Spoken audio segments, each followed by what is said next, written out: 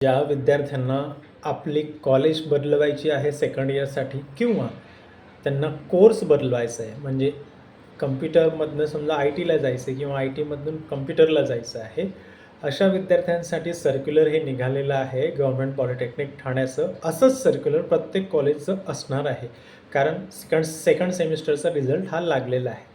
कारण ट्रान्सफर करायचं असेल एका संस्थेतनं दुसऱ्या संस्थेत, एका कॉलेजमधून दुसऱ्या कॉलेजमध्ये जायचं असेल तर फर्स्ट इयर कंप्लीट असणं गरजेचं आहे. मध्येच आपल्याला ट्रान्सफर करता येत नाही किंवा एकाच संस्थेत राहून कम्प्युटरच्या ऐवजी दुसरा कोर्स घेणं किंवा दुसऱ्या कोर्सच्या ऐवजी कम्प्युटर घेणं याचीसुद्धा डेट निघालेली आहे आणि शेवटची तारीख आहे 29 जून 2026. हा मी गव्हर्नमेंट पॉलिटेक्निक ठाणे इथला तारीख तुम्हाला सांगत आहे. प्रत्येक कॉलेजची ही वेगळी असू शकते. सो आता ह्याच्यासाठी पात्र कोण आहेत? फर्स्ट इयरमधनं सेकंड इयरला वेगळा कोर्स घेण्यासाठी असे विद्यार्थी पात्र आहेत की ते पूर्ण ऑल क्लिअर आहेत किंवा कमीत कमी फक्त एकच के-टी आहे. म्हणजे एक के-टी चालू शकेल. एखाद्या विषयामध्ये किंवा एखाद्या हेडमध्ये तुम्ही नापास असेल तरीसुद्धा तुम्ही सेकंड इयरला दुसरा कोर्स करू शकता, घेऊ शकता, त्याच्यात जाऊ शकता किंवा तुम्ही एका संस्थेतनं, एका कॉलेजमधून दुसऱ्या कॉलेजमध्ये जाऊ शकता. परंतु एका कॉलेजमधून दुसऱ्या कॉलेजमध्ये जाण्यासाठी खूप सारे रेस्ट्रिक्शन्स आहेत. जे विद्यार्थी ऑटोनॉमस सरकारी कॉलेजमध्ये आहेत ते कुठेही जाऊ शकतात.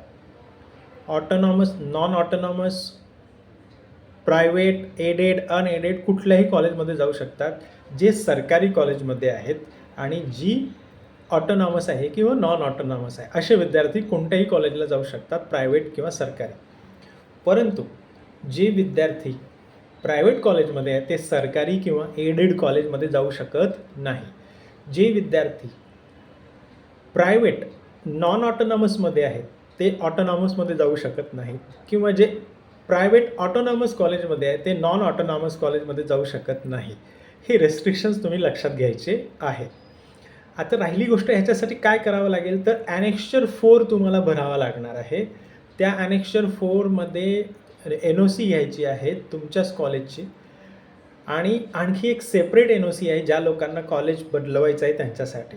तर ॲनेक्स्चर 4 विथ NOC आणि एक सेपरेट NOC ह्याचा जर फॉर्मॅट तुम्हाला हवा असेल तर फक्त मला व्हॉट्सॲपला मेसेज टाकायचा आहे की सर मला ॲनेक्स्चर 4 आणि NOCचे फॉर्मॅट द्या. माझा व्हॉट्सॲप नंबर 8097215054 आहे. ह्याच्याही व्यतिरिक्त काही छोटे छोटे नियम आहेत ते मी तुम्हाला सांगतो जे गव्हर्नमेंट पॉलिटेक्निक ठाण्याच्या सर्क्युलरमध्ये आहेत. संस्था बदल करण्यासाठी तुम्हाला ॲनेक्स्चर A भरून द्यावा लागणार आहे. सध्या शिक्षण घेत असलेल्या संस्थेचे ना हरकत प्रमाणपत्र म्हणजे ज्या ठिकाणी तुम्ही कॉलेजला आहात आता त्याचा NOC तुम्हाला घ्यायची आहे.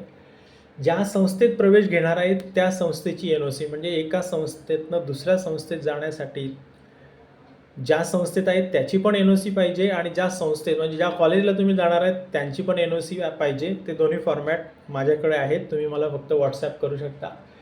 ज्या वर्षासाठी म्हणजे दुसऱ्या किंवा तिसऱ्या वर्षासाठी संस्था बदल करायचा आहे त्या वर्षापूर्वीच्या सर्व संस्थांच्या गुणपत्रिकेच्या छायांकित प्रती. म्हणजे काय, तुम्ही थर्ड इयरला पण चेंज करू शकता संस्था, परंतु थर्ड इयरपर्यंत म्हणजे first semester, second semester, third semester, fourth semester या सर्वांच्या जे मार्कशीट्स आहेत त्याचे झेरॉक्स तुम्हाला लागणार आहेत.